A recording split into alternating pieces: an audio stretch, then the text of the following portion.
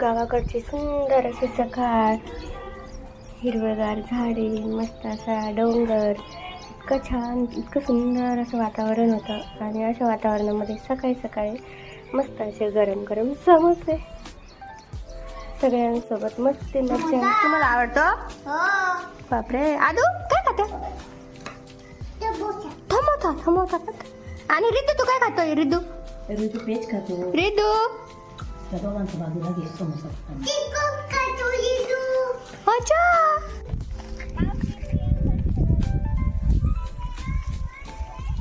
या चिंता काय? वाव, किती गोड चिंता मावशी.